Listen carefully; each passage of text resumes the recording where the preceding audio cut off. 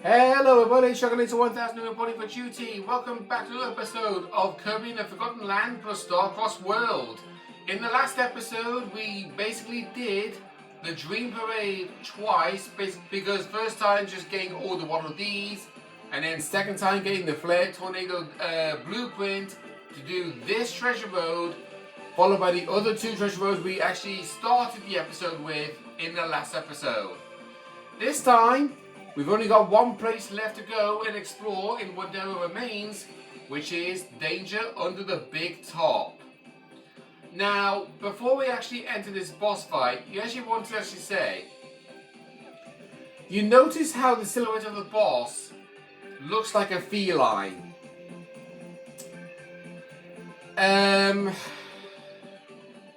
Something I actually want to bring up. I did not say this in my social media at all, because like the last time when I did a recording, not the previous episode but the episode before it, that was done on the 30th of November.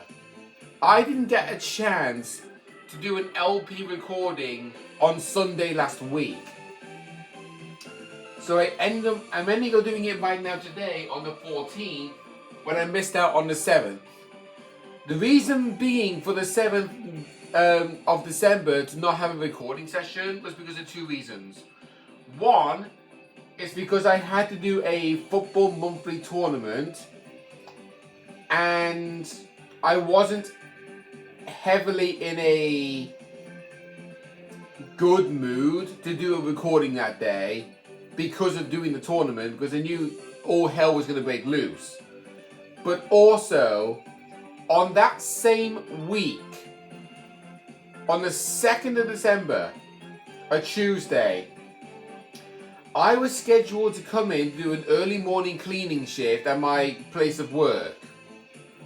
And when I came back 2 hours later, one of my cats, Polly, unfortunately passed away. And it did honestly hurt a bit. I was literally in tears the entire day when I found out that my cat Polly died. And this boss fight is a feline, otherwise known as a cat. And I just wanted to mention my cat Polly as a remembrance. Because on the day when I found out that my cat died, I put up a photo of my cat on the Proton Burrow that Proton John goes to for his live streams to see people uploading images of art they themselves have created.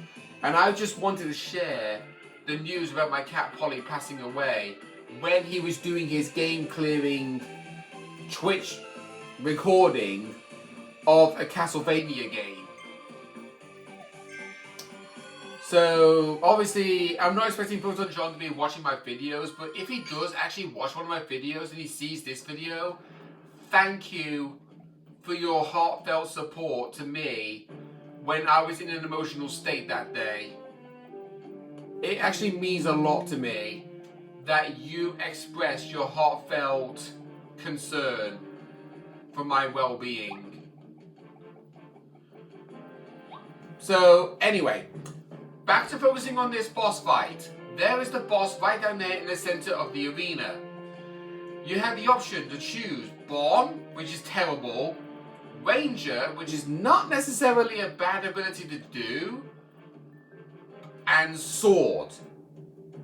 But the thing is, the reason why I chose Sword ahead of time is because bonus missions in tow, other than clear the stage, and clear without taking any damage, and clear the boss within a time limit, the two objectives you have to do, one of which being the ability, beat the boss as Sword Kirby. The second, beat the boss without hovering. Yeah, I know the bonus missions on this level off by heart, because this is the boss fight I actually had to do the most with trying to beat every single bonus mission in one run. The feline boss, who looks like a Dracula kind, is Lethal Leopard Clawline. Clawline starts off by approaching you casually, slowly, and trying to slice you with her extendable claws. I would actually try to do a charge, but unfortunately, you're not going to get much of an opportunity to do a charge in this one. Oh god, I got hit. Alright, but that's fine, that's fine. We'll just restart the stage. If you are fortunate enough to actually do the charge attack, go for it, but don't overdo it. Because Clawline is a fast attacker. She will start off slow, but then she will gradually speed up the longer the fight goes on. Because you saw one of the attacks that she did, she jumped up in the air once, and then the second time she jumped up, she pounced onto the ground and made a shockwave attack.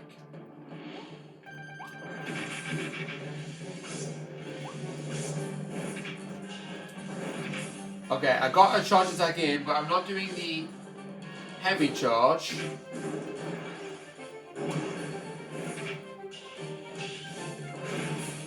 She got too far away.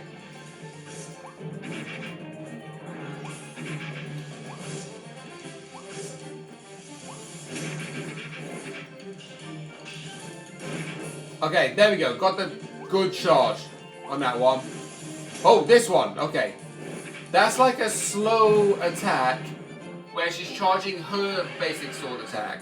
When you get to phase 2, she jumps up on the scaffolding and she will chuck these knives at you. Just run around and then she'll do a pounce on this one and she'll get stuck into the ground. Then she'll jump up into the scaffolding and then do another pounce at you. When she's stuck into the ground, that is your chance to do the charge attack at her. And she always does that meow when she faints. So, there we go. Defeat without hovering.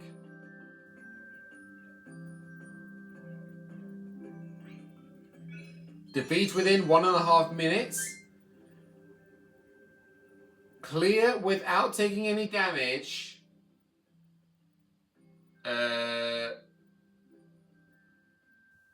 Wait a minute.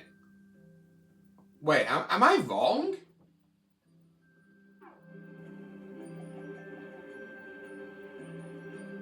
I think I'm wrong. Was I actually supposed to beat her with Ranger? But either way, we got the blueprint for pencil drill. I might have been wrong about the ability. I thought I had to beat her with the sword. I guess Ranger was actually what I needed.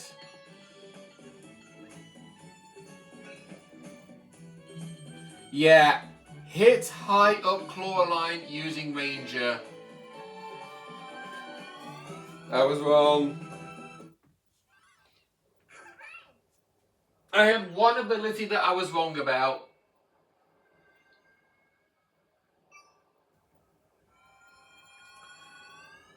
Alright, so we'll go back to Waddle Dee Town again. We seem to be doing that a lot lately. Because the town has been extended.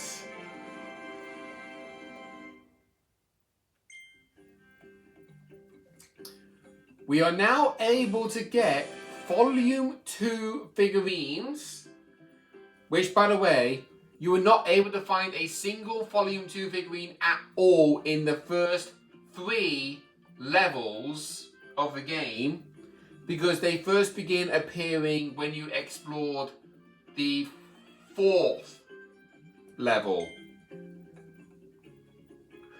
But more importantly is this. The Colosseum is now open for battle. Fight bosses and rivals you faced in the past to win glorious prizes. And look who it is.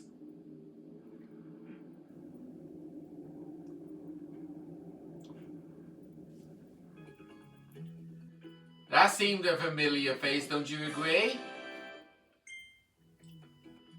Right, we're going to go back into the world map real fast and we're going to reclaim that hidden Model D that I missed out on. As we unlock the 4th level, Winter Horns.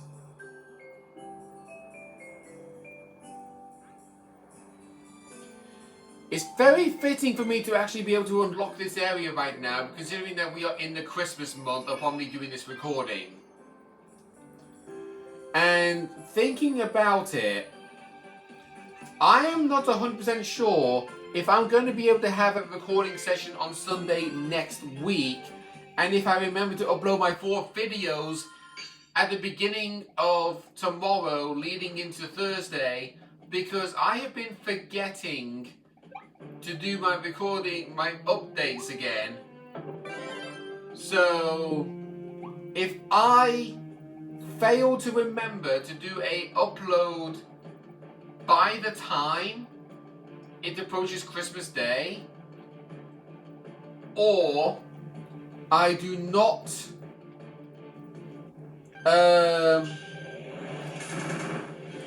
if I do not get the chance to do 4 more recordings at Sunday next week, then okay, we did not see Clawline do that attack. So yeah, if I don't get a chance to do a recording on Sunday next week, or even do an upload before Christmas Day, then I hope you lot will have a happy Christmas or something. And also, having a good year in 2025 regardless, because to be honest, I have not really been having a good year since 2005 or 6. One or the other. Oh, right.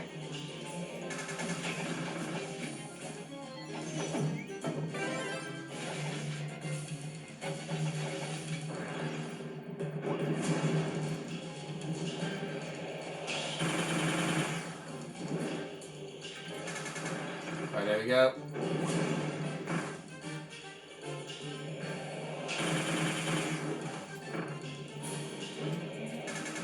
Oh, we didn't get to see Clawline do this attack. This is like a stealth ambush attack or whatever she does, where she disappears and then just pounces at you at the very last second. You have like a split-second reaction time. Right, there we go.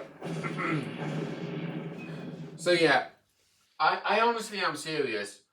The very last time I ever had a good year was in 2005 to 2006. I didn't have a single good year at all from 2007 up to the present year we're in right now. And I was saying this right now. As much as I am willing to hope that I have 2026 to be a better year, it's not. Because I can tell straight away that I'm going to be dealing with so many scenarios where it's like I'm going to get angry at my dad, I'm going to get angry at things relating to work, I'm going to get angry relating to things that should not really concern me, yet they somehow do. So there's going to be so many things that's going to sour my mood, basically. And if you're wondering about me getting angry about something about my dad, don't worry about it, because it's not even important. It's just one of those moments where it's like, you want to get along with your family, but then one particular family member is just a little bit,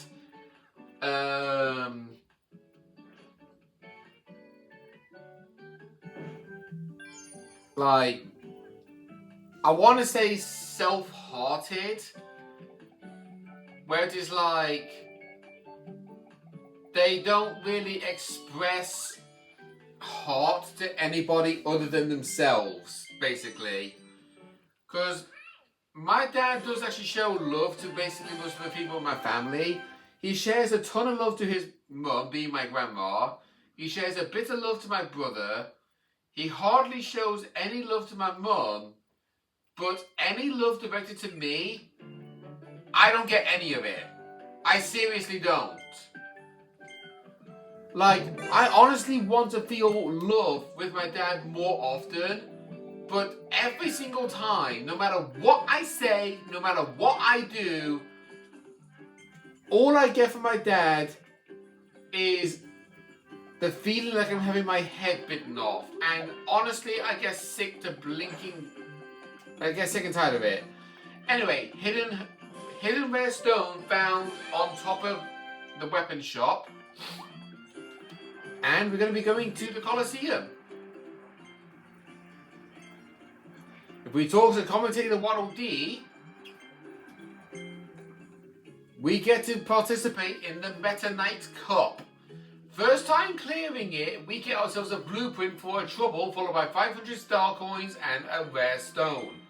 We're going to head right in and get started on doing this right away. And this will be the only cup you have access to immediately. Starting off with the options of Flare Tornado and Time Crash. We've yet to see Time Crash in action. Don't worry, you will do momentarily shortly. First fight is Tropic Woods. Just basically going to stand in one spot and just shoot a fireball at him.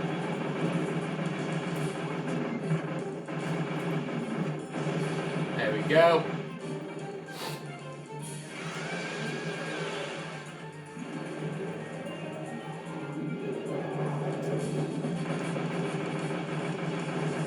Just going to move over here because he's going to block my attacks. So he's going to stay here for too long. Move back into the center. There we go. Sorted. Just like that. Just stand perfectly still with fire and then you get to basically stack an attack. Okay, Noble Ranger or Chakram Cutter against Coraline.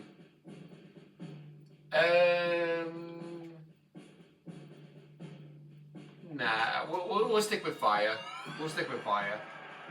Having the ability to stack fire attacks on Coraline, or any other boss for that matter, they get to take damage from being burned, even though you're not actually doing anything to them at all.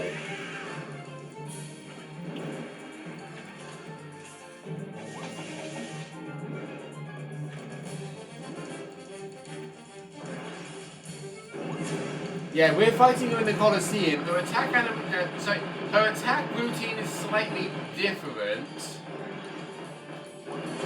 Because you notice that she didn't do the triple knife throw after throwing the first set. So, yeah. Boss fights in Colosseum act slightly differently to what they do in the main stages, just a heads up. Toy Hammer or Chakram Cutter again. We'll stick with fire still.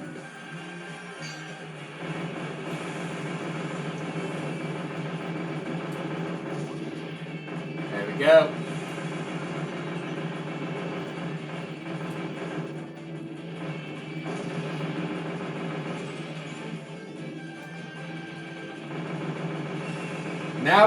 Now we're fighting Florina, dealing with the tornado.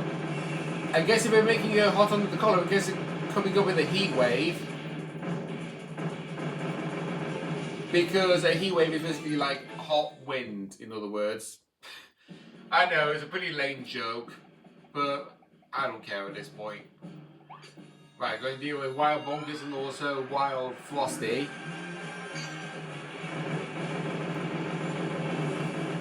Yeah, imagine if these bosses were to have critical damage based on one given ability, because, you know, like with the bosses you fight in Mega Man, I've never actually done a single Mega Man game in my life, but certain bosses that you fight in the Mega Man games, they tend to have a weakness to one given ability. I do not recall the weaknesses of any of the bosses, nor do I actually recall the names of any of the bosses.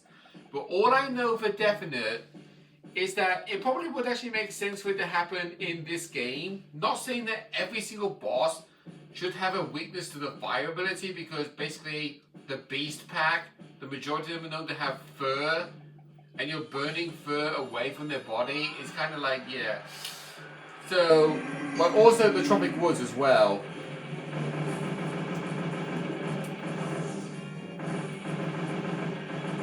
So we'll say wild frost needs to have a weakness to fire. Florina maybe to have a weakness to ice. Don't know about Mondo though. Same for Clawline, same for Tropic Woods, even though it would make sense for Tropic Woods to have a weakness to fire also. But I don't know. Right. Our final fight is against none other than Meta Knight, and is recommending me to go for Needle or Sleep. But even when you actually pass on those abilities, upon landing into the arena, it says grab it with the sword. You can do one or two things with this. You can either inhale the sword to gain the sword ability, or you can just decide to either let time pass or just destroy the sword outright. You get two entirely different cutscenes based on what ability you have. If you were to pick up the sword, Kirby would swing his sword to block Meta Knight's sword swipe attack. So it's like swords collide to be like, okay, we're going to begin a duel now, because our swords have met fate, and then it's time to have a sword duel. But if you chose not to, you would have seen the cutscene that I showed you, which was Kirby basically gets to dodge roll to the side, and Meta Knight just flies past you. In this fight, he would basically just swipe his sword at you, creating like a shockwave attack, and then just do a continuous like entourage of sword swipes. But in phase 2, he leads off by dropping rocks on you, and then he will do these fast-paced movements. He will then get to do this as well. It's hard to basically describe what Meta Knight's attacking formation is like, because honestly,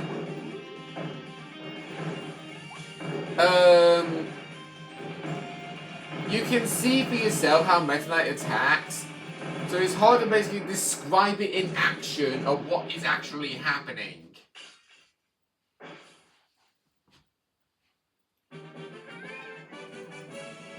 It really is.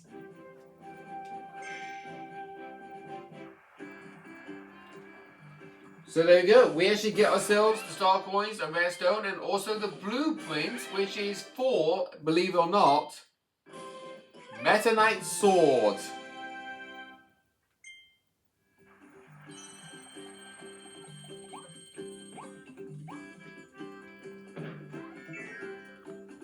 We'll go and deposit that in.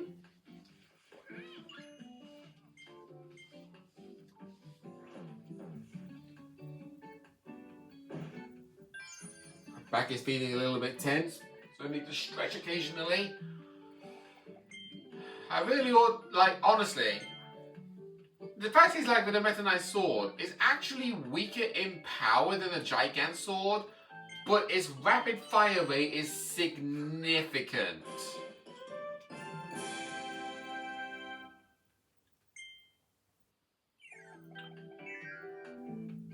So there you go. Now we'll proceed into Winter Horns, and we'll get to do some hidden treasure modes real fast.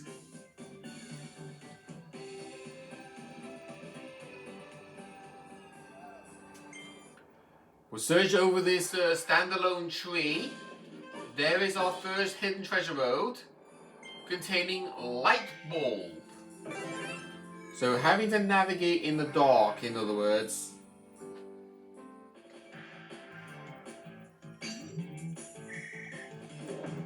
this, you basically just have to find the correct path. And I believe the correct, yeah. They will show you an arrow sign to tell you where you need to go. There will be spikes over here, but don't worry about that. Right, and over here, go to the left.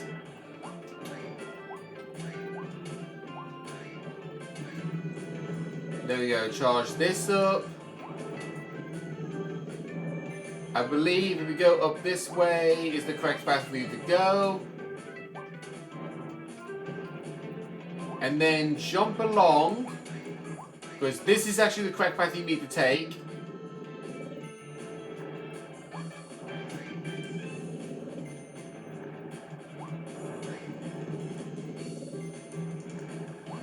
There is a Gordo set there, so just watch out. And there we go. So basically just go right, then left, then another left, then forward. That's all you have to do.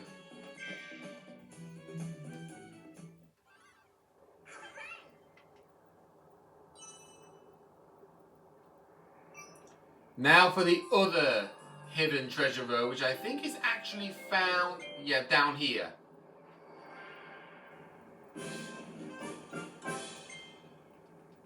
This one contains the Meta Knight Sword ability. This is just a enemy attacking gauntlet one again.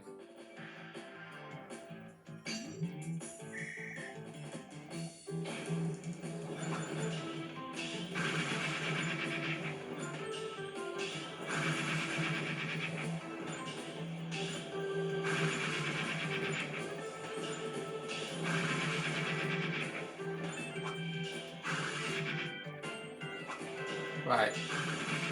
It's basically the exact same thing as the regular sword ability when you have to fight all the enemies. Yeah, the best thing to do with this trial is just basically wait for the enemies to actually appear, and then you get to attack so many at once.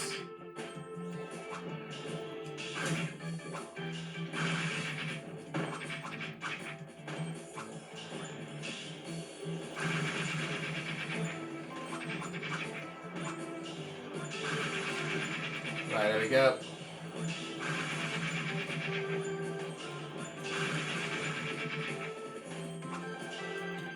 Right, now we're going to be dealing with Wild Edge.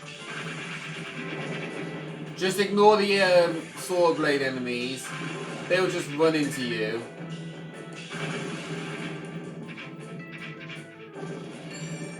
And there we go. You got to do that within 1 minute and 30 seconds. Yep. So yeah, the best thing to do, just wait for a ton of enemies to spawn, because they basically do one enemy spawn, then 2 seconds later another one spawns, then another one spawns, then another one spawns. Just wait for them to show up and you get to kill so many at the price of one. Otherwise you're just waiting for a long period of time. So anyway, when they come into that, gonna end things off here. Next time on Kirby the Forgotten Land plus Star-Crossed World, we will begin adventure in Winter Horns, going to the Northeast Frost Street. See you guys then.